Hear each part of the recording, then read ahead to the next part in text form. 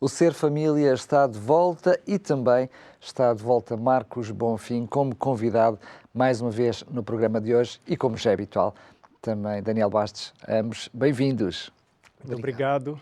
Hoje vamos falar de finanças. Já diz um ditado bem português, em casa onde não há pão, todos ralham, ninguém tem razão. Este é, sem dúvida, um dos problemas, um dos grandes causadores de conflitos no seio da família, não é, Daniel? O dinheiro é sempre um problema e base para muitos conflitos. Por isso, Marcos, queria-te fazer uma pergunta. Quais são os princípios que devem reger a vida financeira de uma família? Olha, interessante, você disse que o dinheiro é um problema. Para mim, o dinheiro seria a solução. Mas, assim como nos conflitos, nós vimos alguns programas anteriores, nós vamos ter a visão do grande conflito, né? Paulo diz, nossa luta não é contra a carne e sangue, mas contra os potestades espirituais do mal. Então, por detrás da cortina que separa o visível do invisível, existem dois grupos de seres, nós vimos isso em programas anteriores, são os seres da luz, de um lado, e os seres das trevas, de outro lado. E as nossas finanças estão inseridas nesse contexto do grande conflito. A maneira como usamos o nosso dinheiro e os recursos que são colocados nas nossas mãos vão determinar de que lado que a gente está. Qual é o lado que eu estou? Então eu preciso compreender a origem e propósito dos meus bens. E tem uma parábola muito interessante no Evangelho de Lucas, capítulo 19, que diz que um certo homem, começando no verso 12, um certo homem nobre partiu para uma terra distante com o fim de tomar posse de um reino e voltar. Chamou 10 servos seus, confiou-lhes 10 minas e disse-lhes, negociai até que eu volte. Então, ele deu o dinheiro dele para os servos, uma mina, que era uma unidade monetária, ele deu uma mina para cada um dos servos e disse, agora vocês negociem até que eu volte. Negociem com o meu dinheiro. Isso é uma parábola para a minha vida. Cada mês, quando eu recebo o meu salário, é esse senhor que está me dando a sua mina e dizendo, negocie até que eu volte. Ou seja, o dinheiro que eu recebo, os recursos que são colocados nas minhas mãos, eles não me pertencem. Eles pertencem ao Senhor. E o Senhor está dizendo para mim, eu quero que você negocie até que eu volte. Ele vai voltar, a Bíblia fala que ele vai voltar. Não me pertence, está na minha posse, mas eu devo negociar para ele até que ele volte. Para fazer avançar o reino dele. Para fazer crescer o reino dele. Interessante que, quando ele voltou, compareceu primeiro e disse, verso 16, Senhor, a tua mina rendeu 10. Respondeu-lhe o Senhor, muito bem, servo bom, porque foste fiel no pouco, terás autoridade sobre 10 cidades. Veio o segundo dizendo, Senhor, a tua mina rendeu 5. Aí esse disse, terás autoridade sobre 5 cidades. Veio então o outro dizendo, eis que, Senhor, a tua mina que eu guardei embrulhada num lenço. Eis aqui, eu a guardei embrulhada num lenço. E porque tive medo, que és homem rigoroso, tiras o que não puseste, ceifas o que não semeaste. Respondeu-lhe o Senhor, servo mau, por tua própria boca te condenarei. Sabes que sou homem rigoroso, que tiro o que não pus e ceifo o que não semeei? Por que não puseste o meu dinheiro no banco? E então a minha vinda eu receberia com juros? E aí disse aos que o assistiam, tirai-lhe a mina e dai-a ao que tem 10. Me impressiona essa parábola porque esse que recebeu uma mina, todos receberam uma, esse que recebeu uma e apenas devolveu a que havia recebido, ele disse, servo mau e infiel. Mas ele não roubou nada. Ele não subtraiu nada do Senhor. Ele devolveu aquilo que recebeu. Mas o Senhor disse, você é servo mau. Não presta para nada. Porque eu lhe dei a mina para você fazer multiplicar. E eu me lembro do meu pai, cada mês perguntando para minha mãe, como que nós podemos com que esse salário decria. Interessante a linguagem do meu pai. Engraçado. Nós dizemos que ele não cresce, não podemos plantá-lo, mas afinal pode dar crias. Então, existem dois tipos de mentalidade, né? A primeira pergunta que uma pessoa faz quando recebe o salário, geralmente é: como que eu vou gastar? Qual conta que eu vou pagar primeiro? Né? Então, e aí você já vê para onde vai a vida financeira dessa pessoa. Né? Mas a pergunta que a pessoa deveria fazer é, talvez semelhante à pergunta do meu pai: como eu faço para esse salário dar cria? Para se multiplicar? Quais são as ações que nós como família devemos fazer? Ou eu como indivíduo devo fazer para esse salário multiplicar? Não apenas para mim, mas para honrar aquele que é o verdadeiro dono desses recursos. Aí está a base para mim de todas as ações subsequentes na minha vida financeira. E são duas visões de mundo completamente opostas. Né? Uns ganham para gastar, para depredar, para acabar com aquilo que ganharam. E outros ganham com a visão de fazer crescer. Como é que eu posso fazer crescer? Como é que eu posso aumentar isso que eu recebi de Deus para devolver para Ele? Criar valor com aquilo que recebi. Criar valor com aquilo que recebi. Sendo que muitas vezes quando pensamos em poder multiplicar, temos que pensar ou em poupar ou em investir, não é? Porque se o gastamos, não o retemos. Normalmente as pessoas tendem, não sei como é que acontece nos Estados Unidos da América, mas em Portugal a poupança, os níveis de poupança são muito reduzidos, porque as pessoas tendem a poupar com o que sobra. Pagaram as despesas todas, chega ao final do mês, se tiverem sorte de não acabar primeiro o cheque e ainda faltar mês, portanto, se sobrar alguma coisa, então vão poupar. Isso acaba por não ser um ato intencional e trabalhado e ponderado. E depois chega-se ao fim, afinal não há dinheiro, não se poupa. Deve ser um ato intencional, não é? São essas duas visões de mundo. Uma visão de mundo está voltada para a gastança. Para o consumo. Para o consumo. E a outra visão de mundo está voltada para a poupança. Eu usei a palavra gastança propositalmente porque para rimar com a poupança. Né? Então, uns acabam com tudo que têm e outros, quando recebem esse salário, têm um foco. Meu primeiro objetivo é poupar. Então, a gente tem algumas ações que precisam estar na sequência certa. Né? Aí, nesse caso, a ordem dos fatores vai alterar o produto. Né? Então, a primeira ordem da sequência é trabalhar, para só então ganhar, para depois dar, então economizar e, no final, gastar.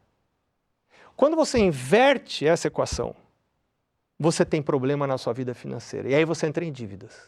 Porque as pessoas, em lugar de começar pelo trabalho, elas começam pelo gasto. Eu gasto primeiro e depois vou trabalhar para pagar o que eu já gastei. Essa é uma sequência completamente insalubre, ela não é saudável, porque não é essa sequência correta e verdadeira das coisas. Para eu gastar, eu preciso ter dinheiro. Para eu ter dinheiro, eu preciso trabalhar. Então, primeiro precisa vir o trabalho, depois vem o ganho, depois do ganho, a Bíblia diz que eu devo dar, não é minha inclinação dar, eu quero, se muito guardar, mas dar eu não quero, mas a Bíblia diz primeiro eu devo dar, depois de dar eu devo poupar, e só no final desse processo é que eu vou gastar. Então, o gasto é a parte final do processo. Quando você começa com o gasto, você já está trabalhando para o fracasso da sua vida financeira. Qual seria, então, o princípio financeiro mais importante?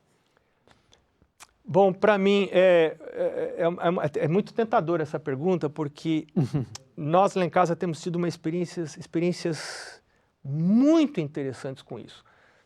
A palavra de Deus diz, a Bíblia diz, Jesus disse em Mateus 6,33, buscai, pois, em primeiro o reino de Deus e a sua justiça, e todas as outras coisas vos serão acrescentadas. Então, de acordo com a Bíblia, cada vez que eu recebo um ingresso, um salário, uma renda, eu devo reconhecer a Deus como doador dessas coisas, devolvendo a Ele a parte que a Bíblia determina, não a igreja, mas que a palavra dele determina. Então, para mim, essa coisa é a mais importante da vida financeira.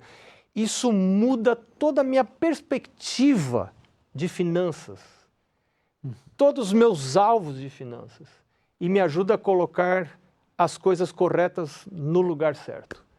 Então, para mim, Mateus capítulo 6, 33 é talvez o eixo central da vida financeira. Pelo menos da nossa lá em casa, é Mateus 6,33. Sendo Deus, a palavra de Deus, a guiar também as decisões financeiras. Vamos fazer um pequenino intervalo. Eu prometo que são apenas e realmente apenas alguns segundos e já a seguir voltamos para a segunda parte, mas com uma oferta para si.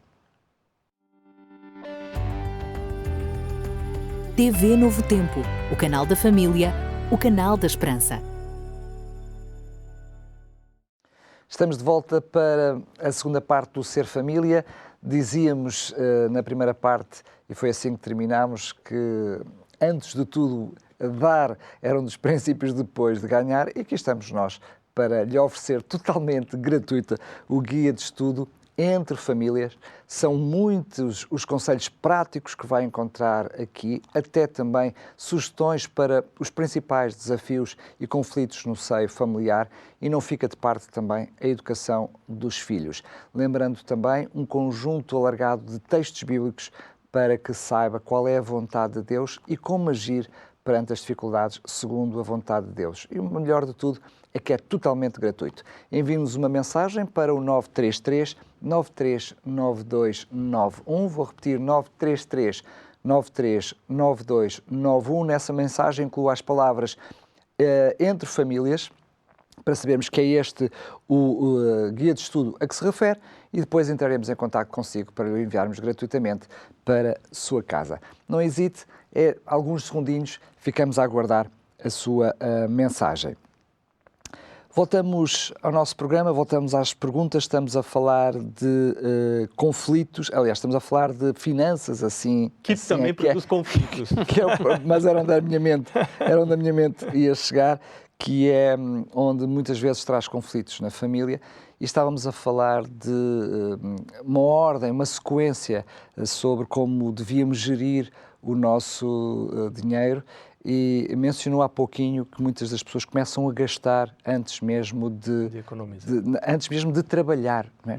Porque estamos a falar precisamente o que acontece quando nos endividamos. No Brasil, penso que usa uma expressão que é parcelar, não é? As coisas são compradas por parcelas, a prestações usam a expressão que usamos em Portugal, o que significa... Também lá. O que significa que nós já estamos a comprar antes sequer de trabalhar nesse mês. Exatamente, não é? Esse é o ponto. Só que muitas vezes as pessoas têm noção ou justificam esta forma de gastar o dinheiro com eu não ganho o suficiente para poder comprar, então vou comprar a prestações. Mas o que nós percebemos é que quanto mais as pessoas ganham, elas continuam com este hábito de parcelar ou de comprar a prestações. O que é que leva as pessoas a ter este hábito?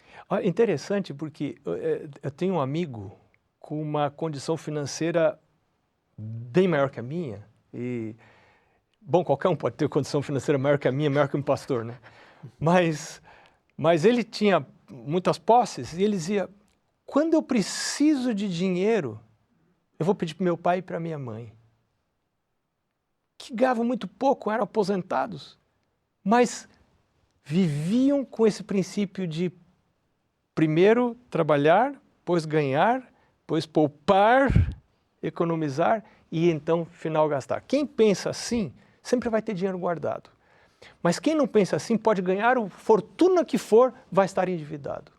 Então, não depende de quanto você ganha, mas depende de como você gasta o que você ganha, como você usa aquilo que você ganha. Depende da sua cosmovisão, da sua visão de mundo, né?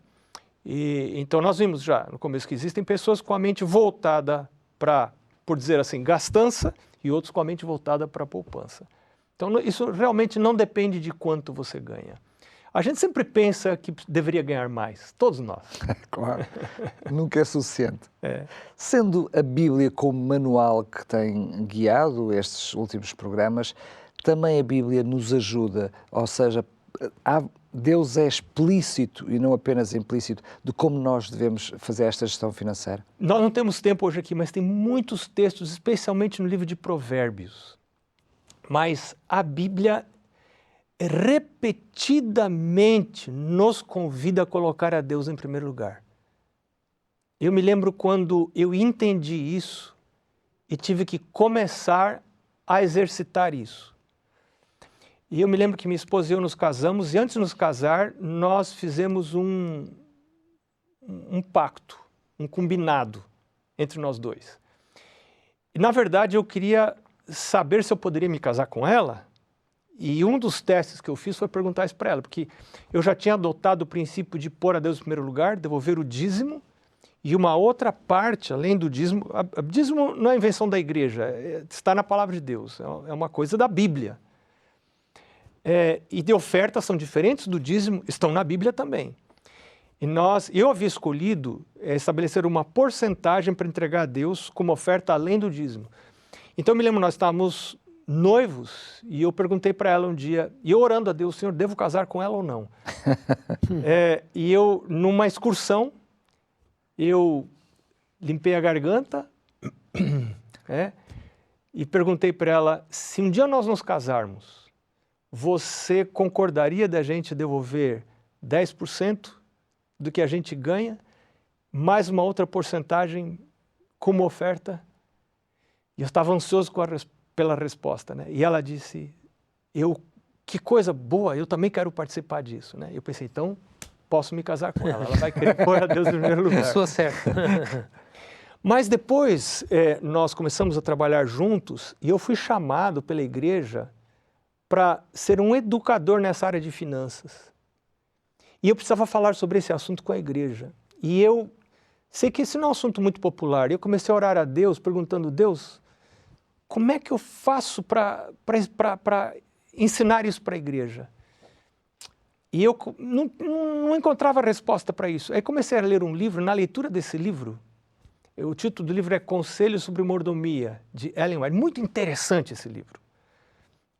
Me ajudou muito na minha vida financeira e na minha vida espiritual. E lendo esse livro, era como se eu ouvisse Deus falando para mim, Marcos, essa porcentagem que você está entregando como oferta já não representa desafio algum para você. Você precisa aumentar essa porcentagem para você aprender o que significa viver pela fé. Você confia que eu existo? Você confia que eu posso sustentar uma multidão no deserto e tirar água da rocha ainda hoje? E eu percebi que eu estava num divisor de águas, num cruzamento, numa encruzilhada da minha vida.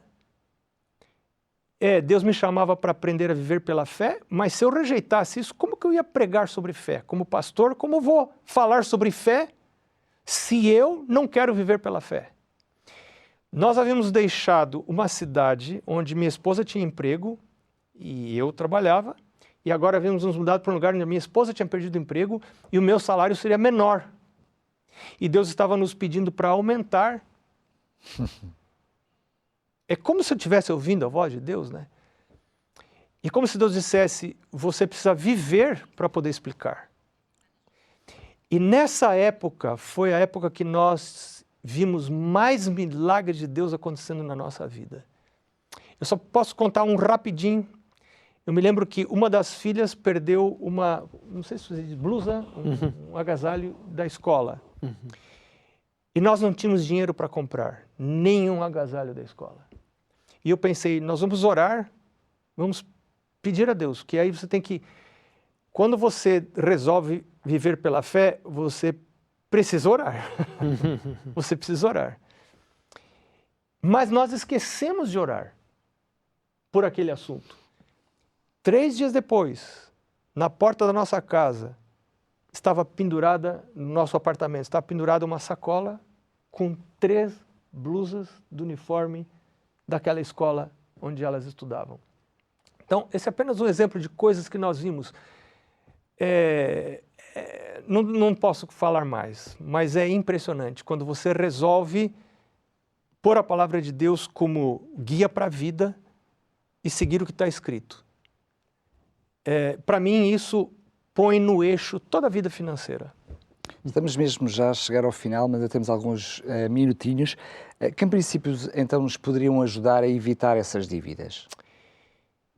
Bom, primeiro preciso pedir a Deus o contentamento.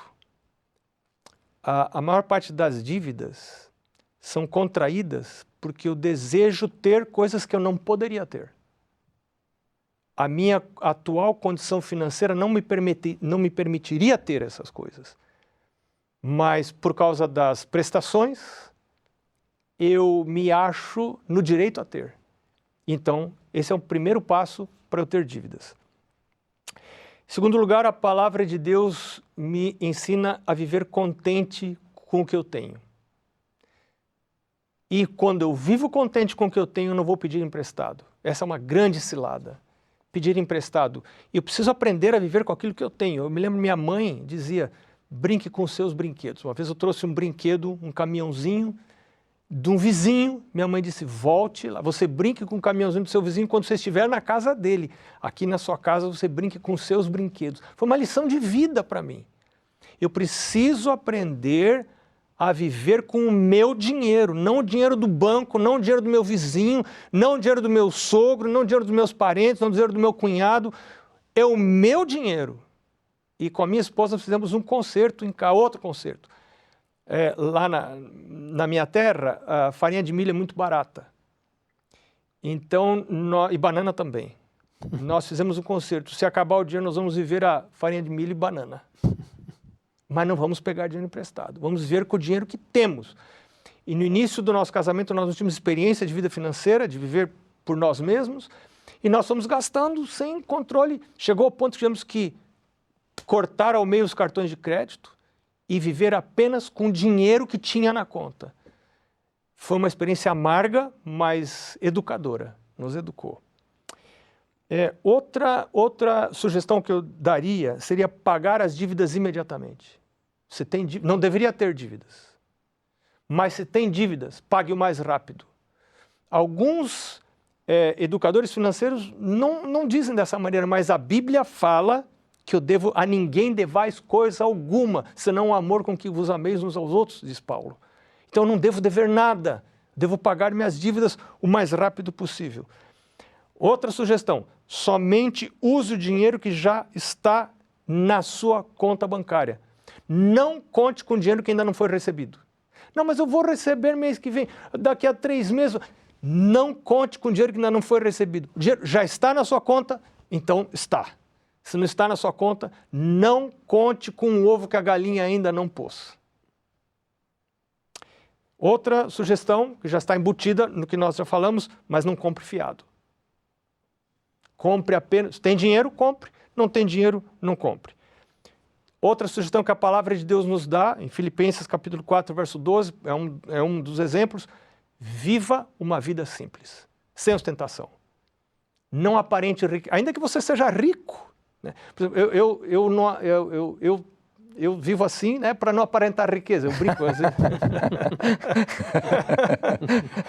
Mas ainda, eu conheci pessoas riquíssimas. Né? Eu tive, por exemplo, um diácono-chefe de uma igreja onde eu fui pastor.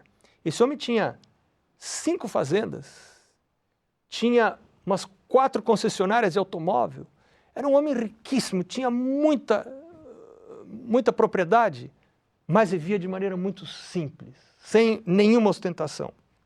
E por fim, eu diria, lembrando a história de Jesus e a multiplicação dos pães, ajunte as migalhas. O que é que isso significa? Não despreze nada. Né? Por menor que seja. Eu aprendi com isso a juntar moedas. Né? Achou uma moeda, não despreze os centavos.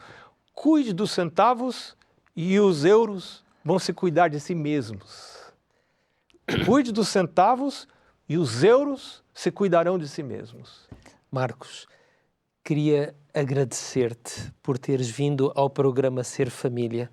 Foram 4 episódios muito interessantes, conversas muito alegres e, sobretudo, com muito conteúdo, porque a solidez dos princípios bíblicos devem nortear a nossa vida. Obrigado por teres vindo. Um prazer muito grande.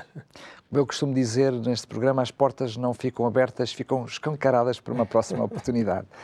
Para si que está desse lado, também queremos agradecer a sua presença, mas queremos agradecê-la até de uma forma mais efetiva, que é com uma oferta. Relembro a oferta que temos estado a fazer para si, o Guia de Estudo Entre Família, um guia de estudo cheio de conselhos práticos e também de textos da Palavra de Deus para orientar a sua família, para o ajudar nos conflitos, enfim, naqueles problemas que sabemos que normalmente chegam a qualquer momento no seio das famílias, não deixando de parte, que lá está, também a educação dos filhos. Basta fazê-lo enviando uma mensagem para nós com as palavras Entre Família, o título deste manual, para o 933 939291. Depois entraremos em contacto consigo para lhe podermos enviar este guia de estudo gratuitamente para a sua casa. Quero lembrar que este foi o último de 4 programas que estão eles todos disponíveis em podcast em radiorcs.novotempo.pt. radiorcs.novotempo.pt, é só procurar pelo podcast Ser Família. Quero despedir-me mais uma vez, marcamos encontro para o próximo programa. Até lá, se Deus quiser.